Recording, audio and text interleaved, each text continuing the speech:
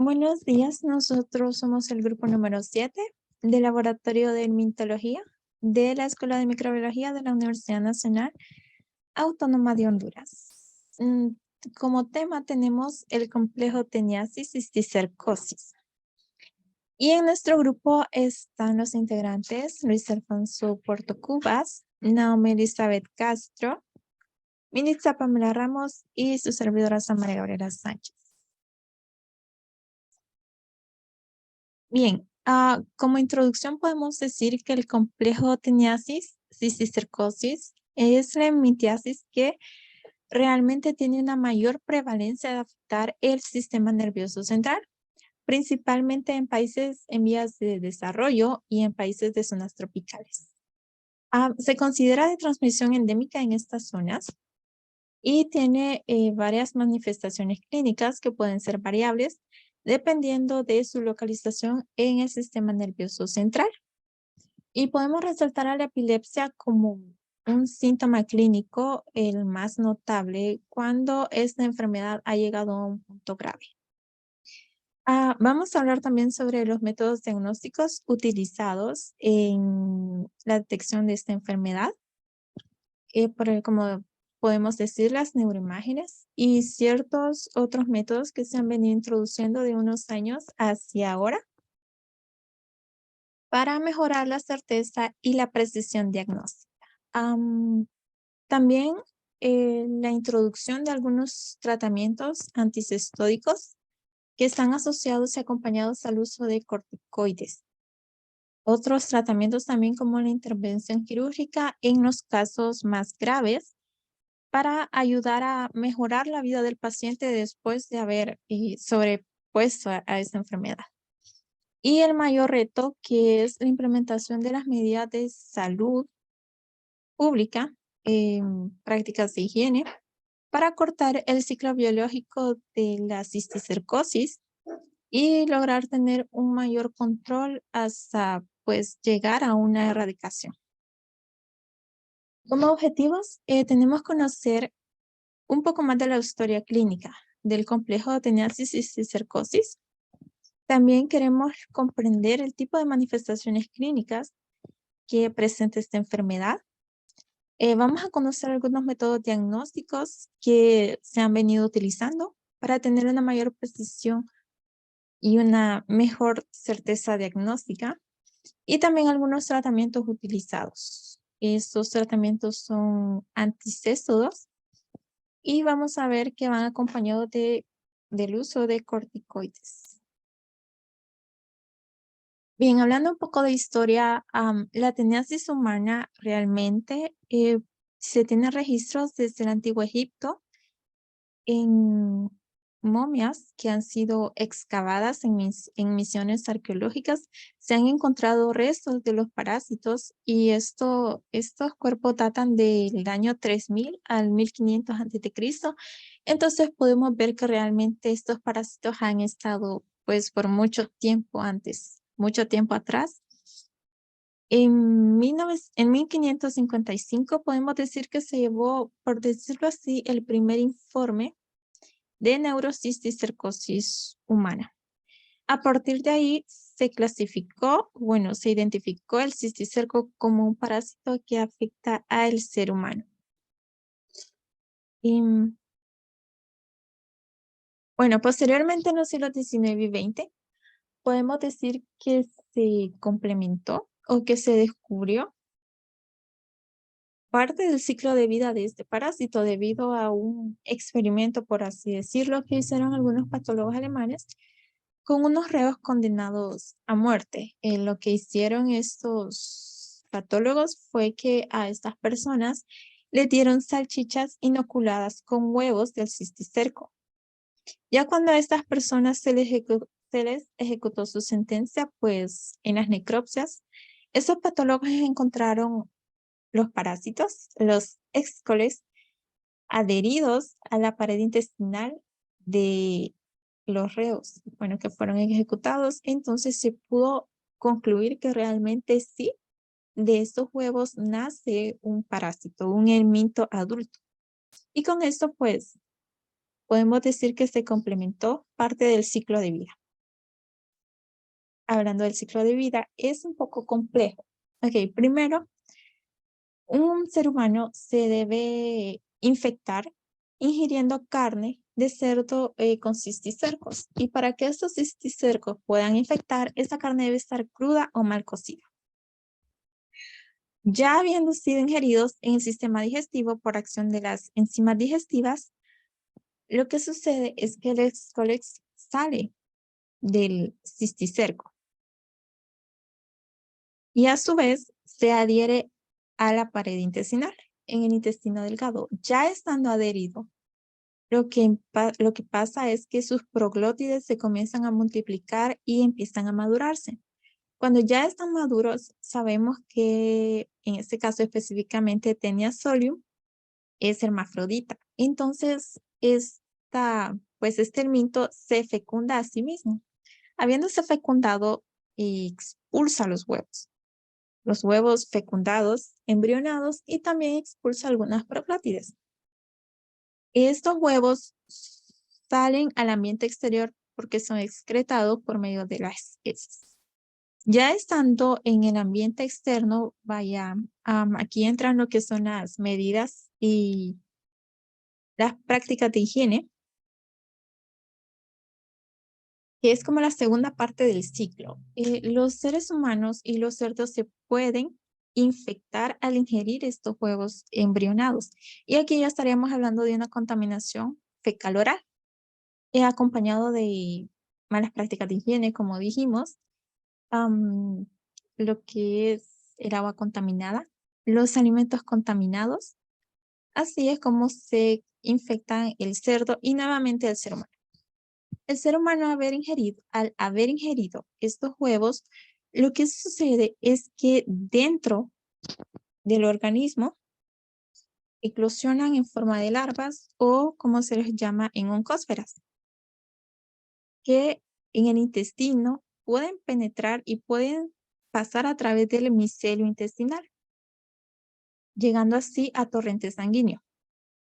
Cuando llega a torrente sanguíneo por medio de circulación sanguínea, puede llegar a otros órganos como ser los músculos, el corazón, los ojos y el órgano que mayor prevalencia tiene de ser afectado, que es el cerebro, por ser del sistema nervioso central. Ya cuando se llega a su órgano final, ahí sí podemos hablar de cisticercosis. Y en el caso que llega al cerebro, se habla de la neurocisticercosis.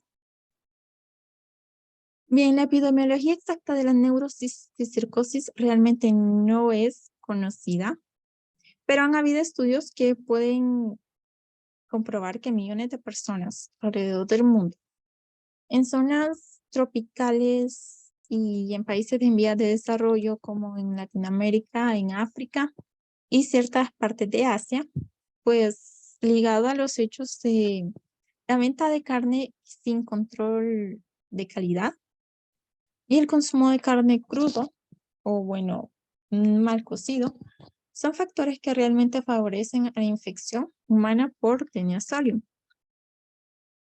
Bien, cuando el cisticerco llega al cerebro, podemos hablar de neurocisticercosis.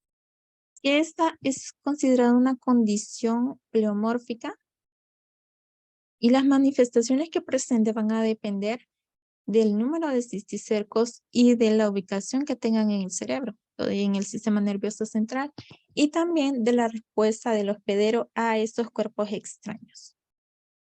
De forma clásica se clasifican en dos tipos de neurocisticercosis, que es la parenquimatosa y la extraparenquimatosa. La primera, la parenquimatosa, pues su ubicación en el cerebro es en el espacio subaracnoideo y en el sistema ventricular.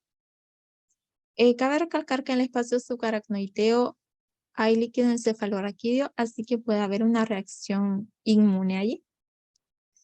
Y en la extraparenquimatosa, pues las localizaciones más frecuentes de los quistes subaracnoideos son en la cisura de Silvio, en las cisternas y en los espacios interhemisféricos en el cerebro. Hay varios tipos de diagnóstico de la neurocisticercosis. El más utilizado son las neuroimágenes. Técnicas como la tomografía computarizada, la, la tomografía computarizada, la resonancia magnética, son realmente una herramienta importante ya que permiten tener una evidencia clara de cuántos cisticercos hay, en qué regiones están, y así poder determinar el daño o la gravedad de la enfermedad en el paciente.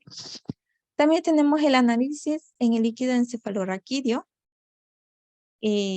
como lo dijimos, y ahí se puede encontrar algunos quistes. También el inmunodiagnóstico, utilizando técnicas serológicas, que aunque no específicamente quiera decir que hay una neurocisticercosis, sí confirma que hay la presencia de cisticercos vivos. También la detección de anticuerpos utilizando ELISA y la electroinmunotransferencia. En la detección de antígenos utiliza ELISA directo y ELISA sándwich, que también aplica anticuerpos monoclonales para estas reacciones. En las pruebas moleculares, en la detección de ADN en líquido encefalorraquídeo, aunque también se ha detectado ADN en suero, plasma y orina. Bien, el tratamiento específicamente para la teniasis intestinal es el praziquantel.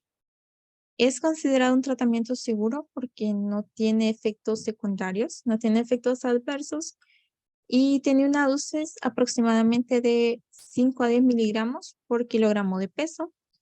Tiene una tasa de curación del 99,5%, por lo cual se considera muy efectivo y por eso es el tratamiento de elección.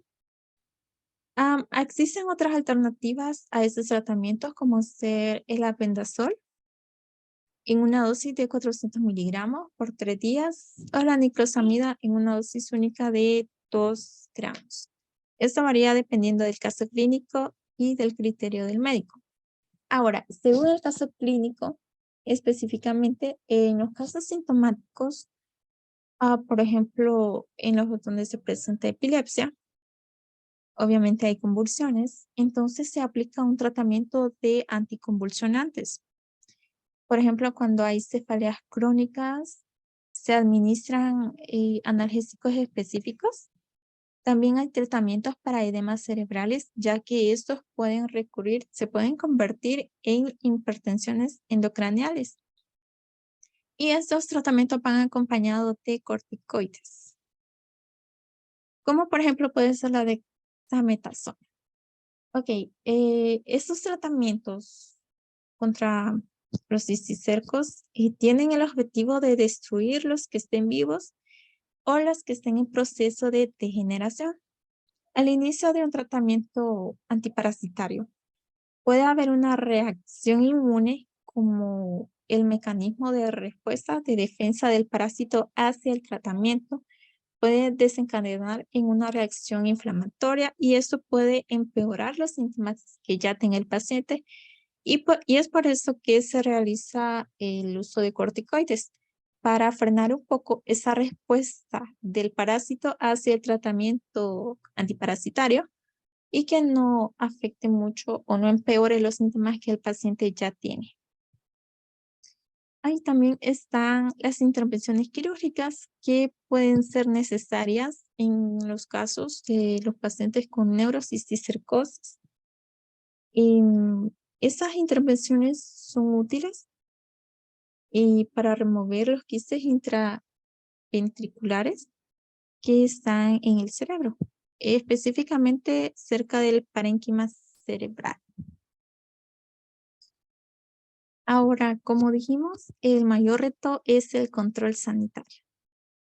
Aproximadamente hace una década, la Organización Mundial de la Salud enfatizó en la necesidad de erradicar el complejo tenacis y cisticercosis y lo destaca y lo clasifica como una enfermedad zoonótica, ya que el ciclo empieza con la ingesta de carne de cerdo contaminada Y también se clasifica como una enfermedad tropical desatendida, ya que la salud pública no le ha brindado la atención necesaria que se debe para poder controlarla.